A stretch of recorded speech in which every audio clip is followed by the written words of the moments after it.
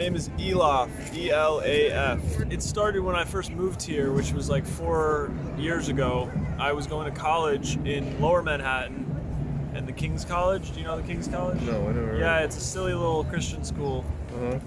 And That sounds almost like a college in Britain somewhere. It is. It Yeah. is. There is one called the King's College. Yeah. Or like something like that. But this is not related. Yeah. It's a different King's College. I went there for like 1 year, and I would walk up from my home, my dorm, up like just trying to get a feel for the city and everything. And more often than not, I would come here because it's natural that when you walk uptown, you're gonna kind of come around this area. And I just sort of was kind of enchanted by the park, just how many like magical interactions happen here. And as the magic started continuing, I like started falling in love with the park.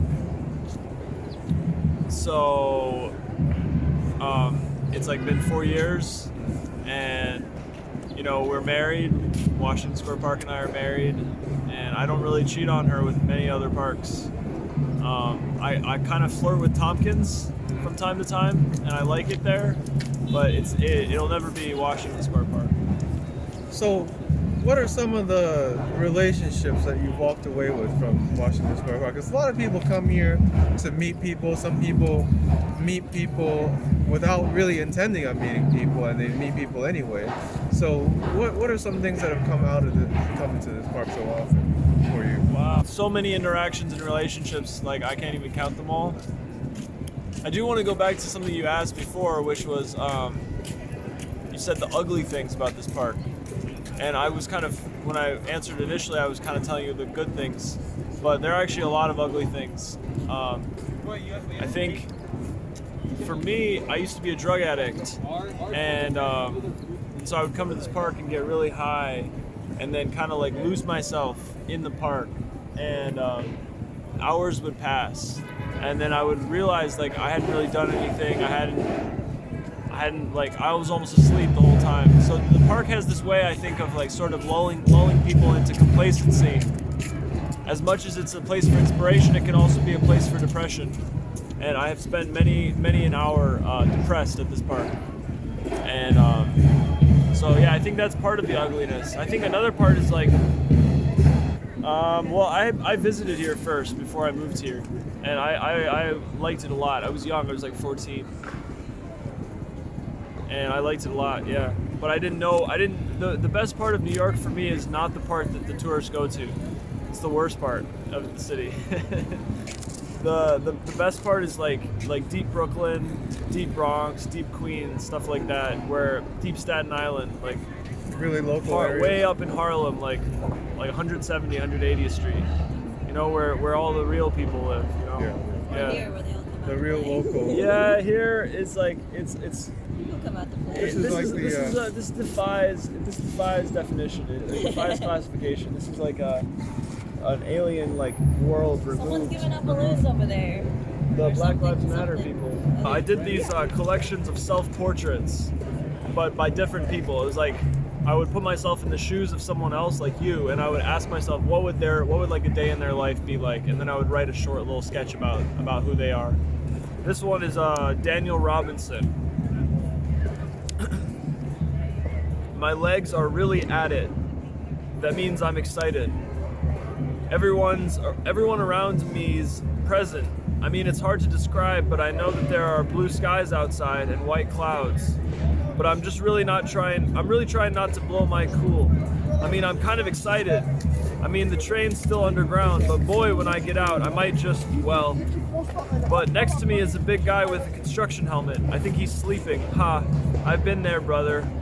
I mean, not the construction helmet part or the big guy part, but the sleeping part, haha. In fact, I might just take a little nap. It's nice to sleep on the train because then you get to dream. And what I dream about right now is the day God first spoke to me. I was walking home from school and I looked down at the sidewalk and I saw the crack and thought to myself, gee, if I was a germ, then I could spend my whole life in that crack and not know there was a whole world behind it. Beyond it, I mean. And I thought that was pretty cool, but I just kept walking, skipping along like kids do. And we lived in the suburbs, so all I could see was stop signs and houses and trees and street signs.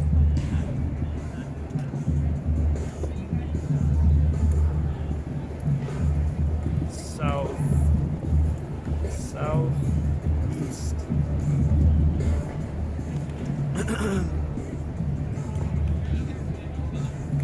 And street signs. It was a cloudy day, the kind where the sun makes the clouds glow. Really dark though, like a storm was coming.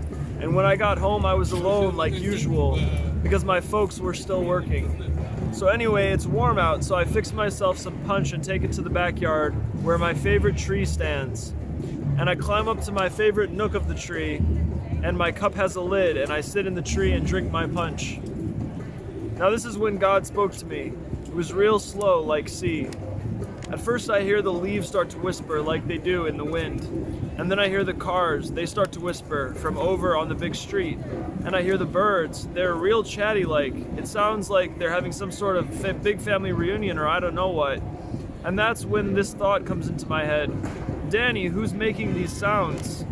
Well, at first I think, why the leaves and the cars and the birds? But the next thought comes in. Who made the leaves and the cars and the birds in the first place? Well, I think with the cars, now that's easy. People made the cars. But then I think, well, but people can't make leaves or birds. So then I have to admit that I don't know who made the leaves or the wind or the birds or even the people to make the cars. And that makes me upset. So I drink some punch. And that's when I hear the thought, clear as day. Do you want to know who made everything? And I can hear the huge grin behind the voice, and I can feel how happy the voice is, and that makes me happy. So I start to smile. Yes, I want to know who made everything. It's almost like the leaves and the wind and the cars and the birds giggle out the answer. I did. I laugh too, but then I stop and drink more punch. But who are you? I feel the bark under my clothes. I smell the sweet, warm air. The clouds are really turning golden now with the late afternoon sun, and the voice, it's almost timid now. Well, that's why I made you. We're definitely approaching my stop. I think we've already crossed the broad channel. Yeah, we have. Now let's see, I want 116th Street. Oh good, 2 stops. I'm a little groggy from my nap, but oh well, I'll get over it. I feel like I'm still in a dream. I can barely look at the passengers with their melancholy. I can't be sure they're really there. I can't be sure I'm really here. I exit the train kind of sour and jumbled. It gets better though, walking out and feeling the open air. I whisper a prayer to my God who gives me life. I'm really just in the moment and I hear God whispering, so now I'm excited again. So I walk, thinking about progress, thinking everybody cares about progress, and that's because we just can't stop moving. I'm walking to the beach, and that's when I remember about finding Jesus, see? After the tree incident, I was a little slow at figuring it all out. So I basically just pretended it didn't happen and went on with my life. Drinking punch, eating Cheerios, and running around in big open fields while my dad flew his kite. And when I was a senior, I was into mock trial, and there was this girl on my team named Sarah. And I really fell in love with her because of the way she pulled her ponytail really tight and wore these sleek suits during our competition. So then, after one meet, we all went out to IHOP, and I just couldn't stop looking at Sarah, and I guess she caught on, because after we had all paid and were messing around in the parking lot, she pulled me aside and asked me why I was staring at her all night. But she said it with this kind of foxy hot. So I asked her if she might go on a drive with me and talk and get to know one another. Oh, and why do you want to get to know me? It's because I have a pretty big crush on you. My foot scraped the concrete nervously. So we got into her car. I think it's because she wanted to have control over where we went in case I was up to something. And it was to the music of blinking lights that I fell in love with her voice and the things she said. Sarah wanted to be touched.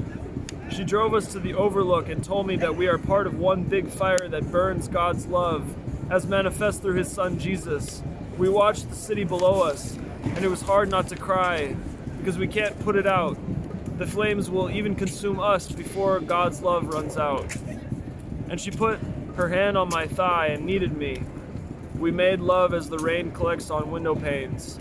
And she held me close to her warmth, sighing into my mouth, the ridges on her lips touching my neck, my cheeks, my tongue. and at last I felt her wetness drip onto my shoulder, and I held her in the lullaby eternal. Well, Sarah and I didn't last long, mostly I think because I just couldn't get over the fact that next to our paradise in the car, there were like 5 other couples in 5 other cars all fucking just like us. And I really still regret my immaturity because she was just a knockout. I mean, I dream about her all the time and call her name sometimes when I masturbate. Anyway, as I reach the sand and see the group there near the water, Sarah and I broke up, but what she told me about the big fire was intriguing, so I read the Bible slowly all throughout college, and when I got the job in marketing that took me to New York City, I got plugged in with a church here for young people that meets in Times Square, which is like totally wicked for someone like me who's not from the city. Hey Daniel, my buddy James claps me on the back. Daniel, glad you made it. Hey there, good looking. Welcome. Daniel, so good to see you. How was your ride over? I catch the rhythm and we're all passing around beers and cups of wine and snacking on veggies with ranch. The sun's getting right to that perfect place where the glory starts to change colors, and when everybody shows up, we're ready. All right, as you all know, we're gathered here today in honor of the baptism of Jonah. Where is Jonah? There he is. He's so curious about all the attention, bless him. Now, so what we're gonna do here is we're gonna form 2 lines with Paul at the back and Amy at the front, and the rest of you will be in the middle. And we're gonna pass Jonah from Paul to Amy, and then Amy is gonna give him to me, and I'll perform the baptism in the holiest water there is. We all laugh and get to assembling on the shore. I'm wedged between Samson and Melanie, and as we begin the ritual, I become very interested in the moles on Jamie's arm. Okay, then let me ask you this. Yeah. You said you're not from the city. Where are you originally from? I'm from the Midwest. My YouTube, which is my name, ELAFJABR. Yeah. Well, I guess I have an Instagram now. Yeah. It's All Art is Avant-Garde. That's the name. I'll show you how to spell that. Is this a separate one? No, I just made this right now. You just made it? Yeah. All Art is Avant-Garde. Can you see that? Yeah. Yeah. You want to give a shout out to anybody? Shout out to my mom and dad. Yeah. Yeah. Do I have your permission to put this on the internet? Sure. Yeah. Wow.